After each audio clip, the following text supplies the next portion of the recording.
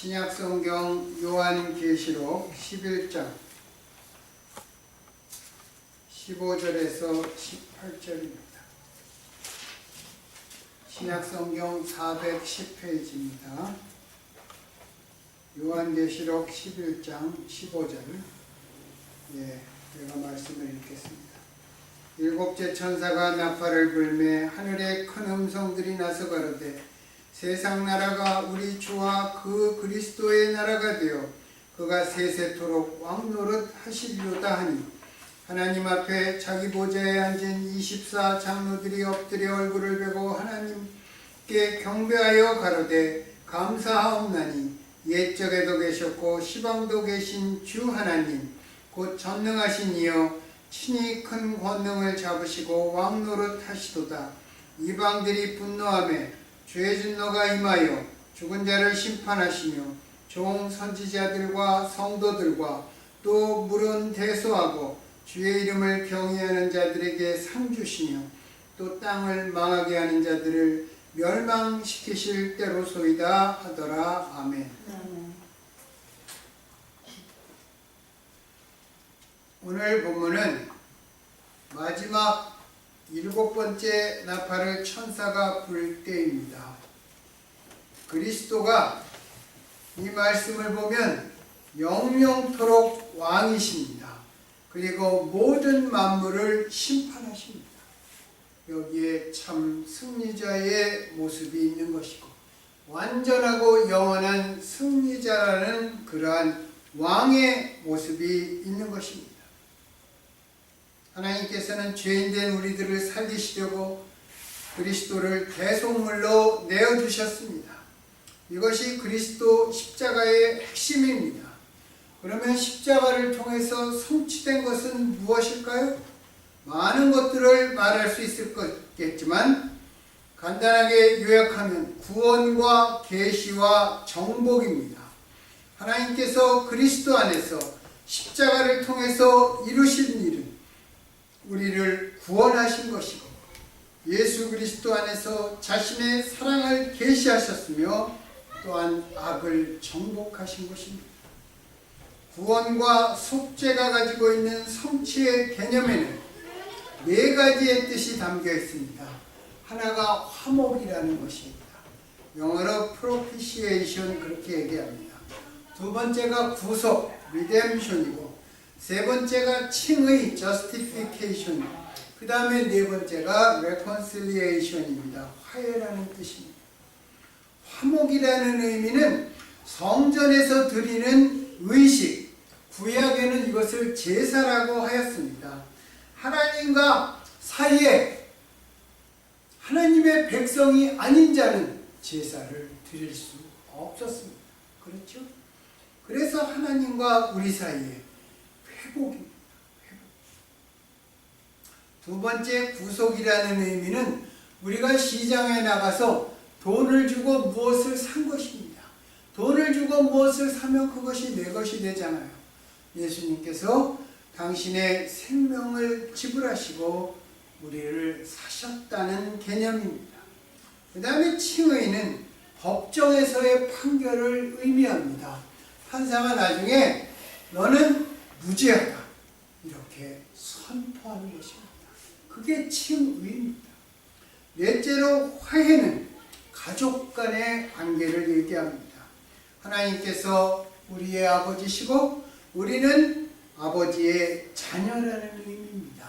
가족 간에는 항상 남이 가로막을 수 없는 그러한 화해가 있는 것입니다. 예수님의 대속이 이 모든 개념의 기초가 되는 것입니다. 즉 십자가의 대속이 없었다면 화목도 구속도 칭의도 화해도 있을 수 없는 것입니다. 특별히 우리와 같은 이방 크리스찬들에게는 아주 절대적인 것입니다. 왜 그러냐면 우리는 예수 그리스도가 아니면 하나님 앞에 나갈 수 100% 없습니다. 물론 예수 그리스도 그 전에 있었던 구약의 믿음의 사람들, 그 사람들도 요한복음 8장에 보면 예수님께서 아브라함은 나의 때 볼 것을 기다렸다가 보고 기뻐하였느니라. 그게 어떤 관계가 있을 것입니다.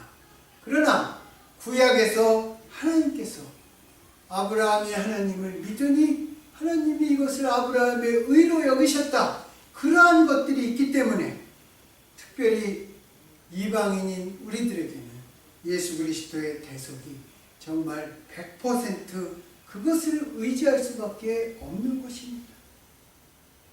초대교회 시절에도 헬라인들이 예수를 믿었을 때 그들은 예수 그리스도의 십자가의 은혜 그것만을 100% 믿었습니다.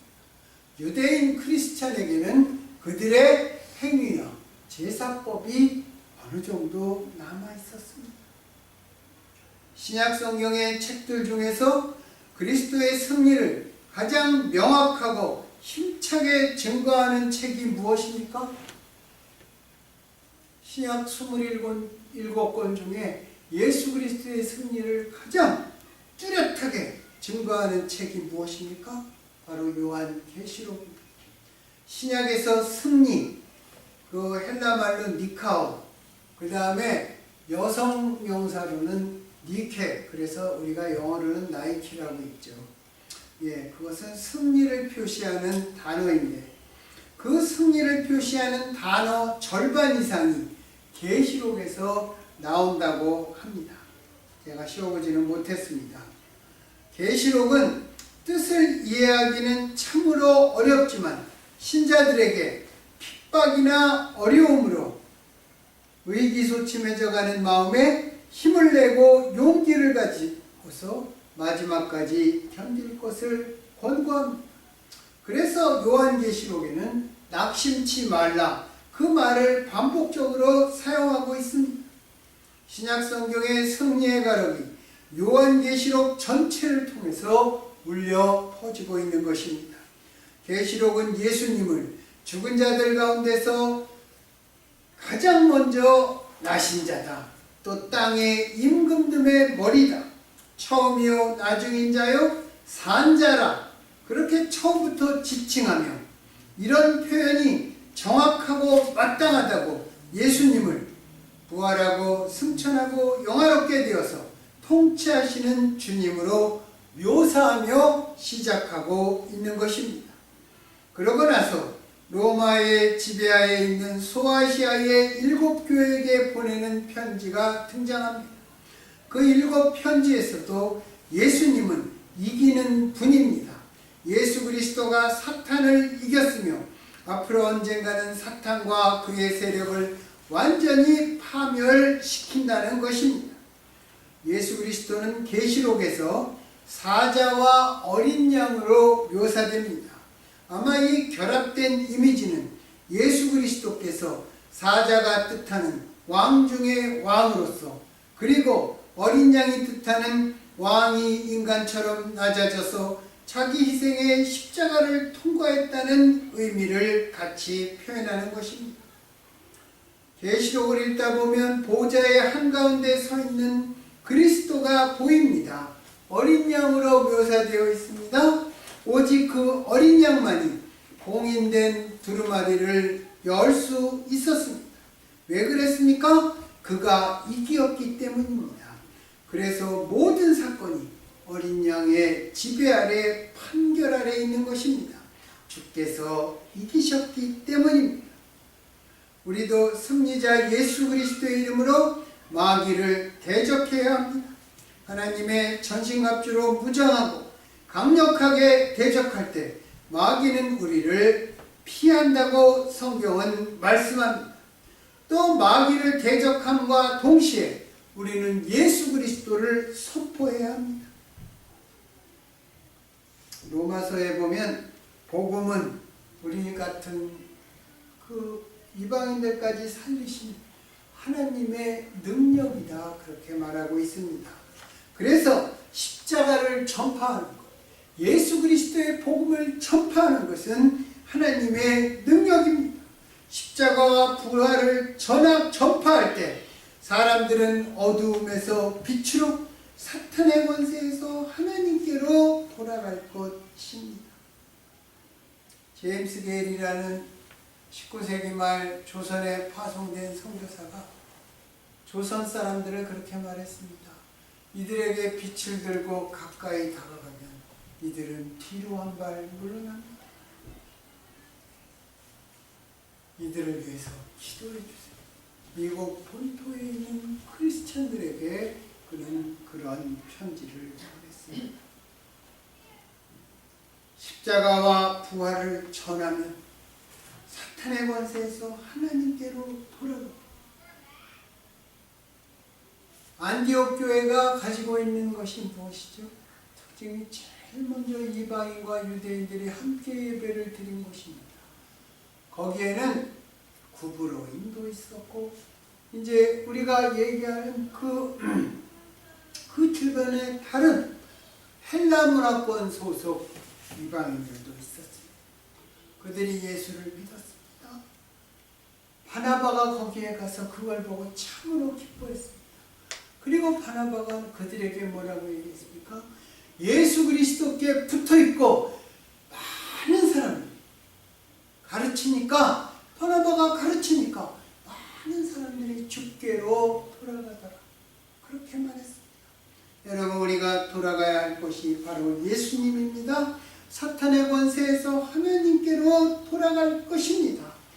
우리가 돌아갈 것이 오직 예수이고 하나님입니다. 여러분, 절대로 잊지 마세요. 내가 돌아가야 할 곳이 어디입니까? 예수님. 오직 예수 그리스도의 십자가만이 사탄을 물리치고 사탄을 파멸시킬 수 있습니다. 그것은 예수님 시대에나 오늘에나 똑같은 사실입니다. 예수님께서 십자가에서 우리를 대신하여 자신을 주심은 모든 불법에서 우리를 구속하시고 우리를 깨끗하게 하사 선한 일을 열심히 하는 자기 백성이 되게 하려 하심입니다. 예수님께서 십자가에서 자신을 주신 목적은 단지 어떤 개개인들만을 구원하시려는 것이 아니라 하나님의 새로운 공동체, 가정과 교회, 또 그리스도인들의 모임, 그 구성원들이 주인이신 예수 그리스도께 속하고 서로 사랑하며 세상을 향한 봉사를 하는 공동체를 만드신 것입니다. 즉 그리스도의 공동체를 세우신 것입니다. 그리스도의 공동체는 십자가 공동체입니다. 이 공동체는 십자가로 말미암아 생겼으며 우리의 기준과 행동도 십자가에 기반을 두는 것입니다. 이 십자가를 통한 공동체의 특징은 무엇입니까? 우리가 대표적으로 이야기할 수 있는 것이 하나님 아버지와의 새로운 관계입니다. 예수님께서는 우리의 죄 때문에 십자가에서 생명의 값을 대신 치르셨고 우리의 의를 위해서 사흘 만에 부활하셨습니다. 왜 우리의 의가 필요합니까?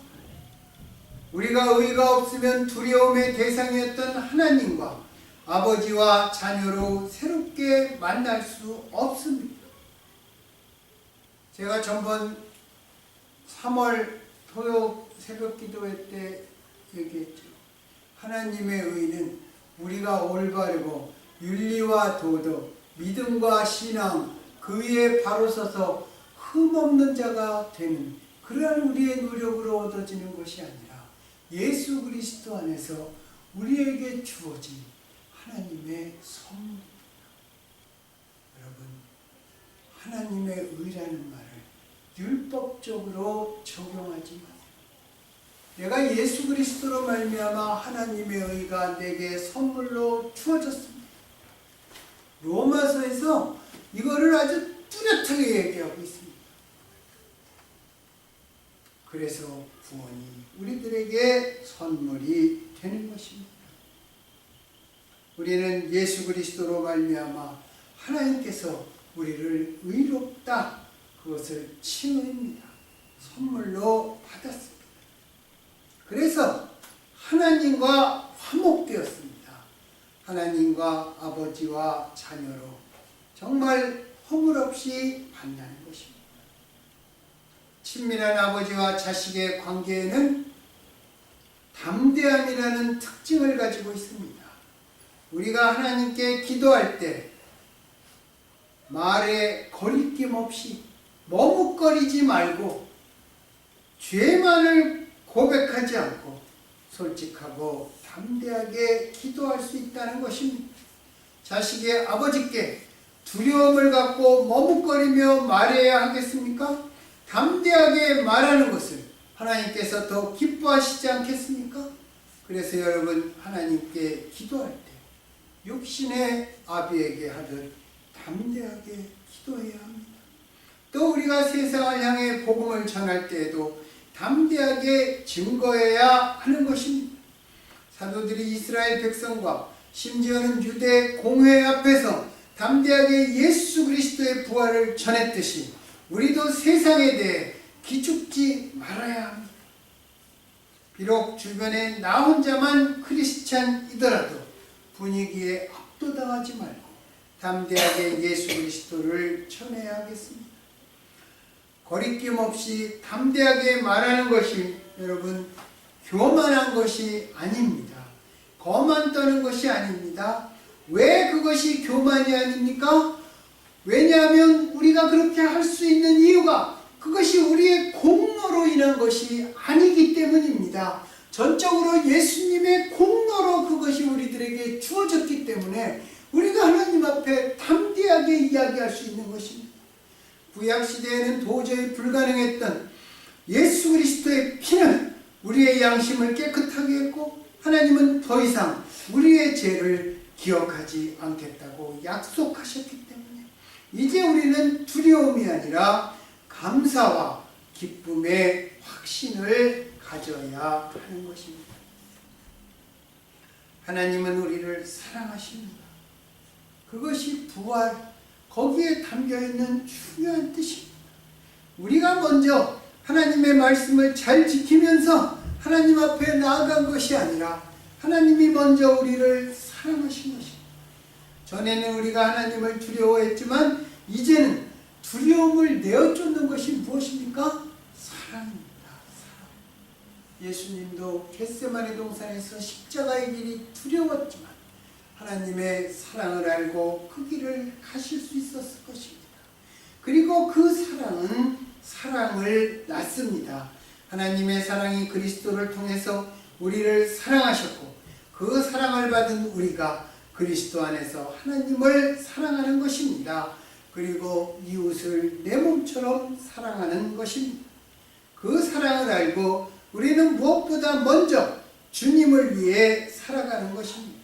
성경은 그가 모든 사람을 대신하여 죽으심은 살아있는 자들로 하여금 다시는 그들 자신을 위해서 살지 않고 오직 그들을 대신하여 죽었다가 다시 살아나신 이를 위하여 살게 하려 함이니라 그렇게 말씀하고 있습니다.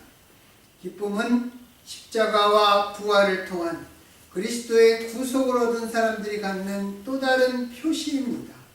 우리가 상황적 어려움 속에서 기쁨을 간직하지 못할 때도 분명히 있습니다.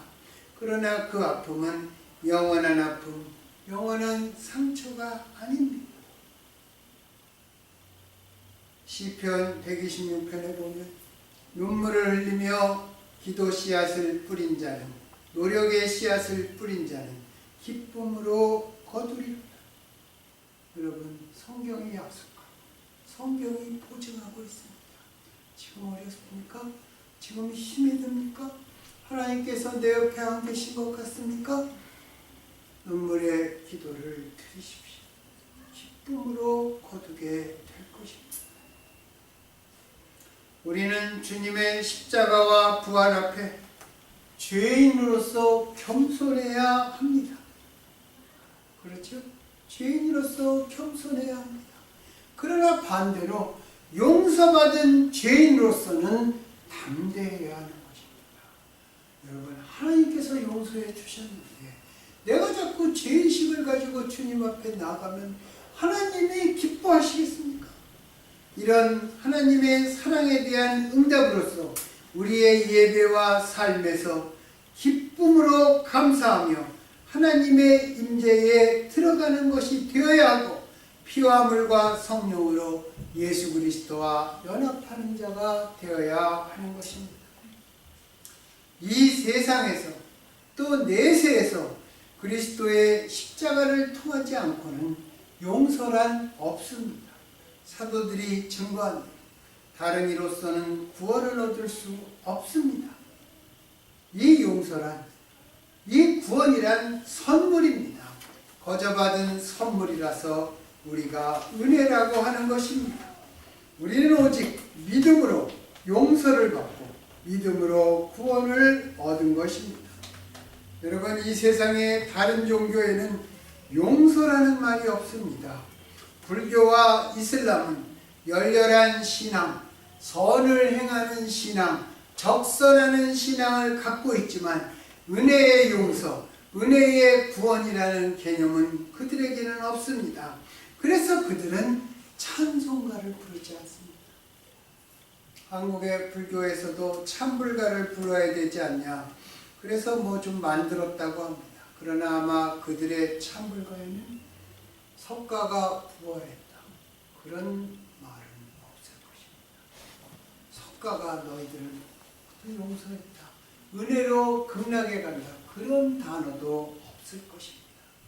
그들은 감사라는, 한 것 없이 거저받은 은혜에 대한 감사라는 더 깊고 더 기쁜 선율에는 이르지 못합니다.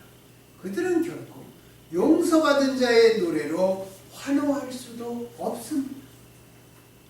만약 십자가가 없고 부활이 없었더라면 우리는 결코 하나님을 믿을 수 없었을 것입니다. 십자가와 부활은 기독교의 핵심입니다. 그 둘은 서로 떨어질래야 떨어질 수 없는 것입니다. 십자가는 패배이고 부활이 승리라는 잘못된 생각을 갖지 맙시다. 십자가가 없었다면 부활이 있었을 리 없고, 부활이 없다면 그때 십자가는 패배의 십자가로 끝이 나는 것입니다. 많은 사람들이 십자가의 깊은 의미를 명확하게 알지 못합니다. 그저 피상적으로만 알고 있는 것 같습니다. 우리도 비슷할 것입니다. 또 우리는 예수 그리스도 안에서 스스로에 대한 어떤 자화상을 갖고 살아가고 있습니까? 나에 대한 정체성이 무엇이라고 살아가고 있습니까? 우리가 그것을 물어보면 다 예수 그리스도로 말미암아 죄사함을 받았다, 그렇게 이야기를 합니다. 그럼에도 이렇게 보면 정말 저급한 자화상, 늘 죄인이라는 의식 속에서 우리가 머물러 있을 때가 너무나 많습니다. 용서받은 사람으로서의 담대함은 너무나 작게 가지고 있는 것입니다. 이게 제가 전번에도 한번 처음으로 얘기를 했지만, 우리들이 모였을 때나 공예배 때 기도할 때, 우리가 여기에 보면 예배에 회개 순서가 있어요. 그렇죠? 그리고 나서 공기도할 때 대표 기도를 돌아가면서 합니다. 똑같은 기도 또 반복하고 있어요. 죄인이고 일주일 동안 잘못 살았고 뭐가 어쩌고. 우리가 뼛속 깊이 죄인이라는 것은 예수님께서 더 잘 압니다. 그래서 당신의 보혈로 다 씻어주셨는데, 공기도에서 우리는 죄인으로서의 기도만 합니다. 회개기도 이미 했는데 용서받은 의인 취급을 받는 하나님의 자녀로서의 찬양과 감사는 드리지 않습니다. 여러분, 거기에서 벗어나야 됩니다. 벗어나야 돼요. 용서받은 죄인, 그것을 회복해야 하는 것입니다. 그래서 제가 전번에도 공기도 때 대표 기도하면 하나님을 찬양하고 감사하고 영광을 돌리자, 그렇게 말했던 것입니다. 예수 그리스도의 십자가와 부활과 영생, 그리고 승리하신 주님의 생각은 어땠습니까? 예수님은 십자가를 가시면서 비록 피지컬리 기운이 없어 넘어지시긴 하셨지만 패배자의 모습으로 가셨습니까? 아닙니다. 예수님은 항상 승리자로 사셨습니다. 그래서 우리에게도 담대하라, 내가 세상을 이기었노라고 선포하신 것입니다. 승리자 예수 그리스도 안에서 예수 그리스도의 승리와 우리의 승리는 모두 주님으로부터 말미암아 이루어지는 것입니다. 여러분, 내 힘으로 내가 하나님의 말씀을 잘 지키고 내 힘으로 내가 승리했다면 우리가 정말 모였을 때 공예배 드릴 때 회개기도 하지 않을 것입니다. 그것이 얼마나 우리가 그러한 믿음에 떠난 모습인지 우리가 거기에서 알 수 있는 것입니다. 이 하나님의 의는 자기도 의로우시며 또한 예수 믿는 자들을 의롭다 하려 하시는 예수님의 뜻입니다. 이 주님의 약속과 성취가 부활절 아침에 예수 믿는 모두에게 완전하게 이루어졌다는 것입니다. 100% 이루어졌다는 것입니다. 부활의 신앙으로 완전한 승리와 연결된 삶을 살아가는 우리 모두가 되어야 되지 않겠습니까? 그래서 부활하신 주, 만왕의 왕, 만주의 주로서 만물을 다스리시고 판결하시는 주 예수 그리스도, 오늘 본문에서 어떻게 했어요? 성도들에게는 칭찬을 주시고 이 땅에 있는 나쁜 것들에게는 예수님의 판단을 내리십니다. 그것을 내리시는데 우리가 만날 죄의 심만 갖고 가면 주님 앞에 받을 게 무엇입니까? 선물을 받겠습니까? 아니면 주님의 판결을 받겠습니까? 주님은 우리에게 무엇을 주시기를 원하시나요? 그 주님의 마음대로 우리가 살아가고 내 자의식을 갖는 그러한 부활의 생명을 갖는 사람이 되기를 우리 주 예수 그리스도의 이름으로 축원합니다.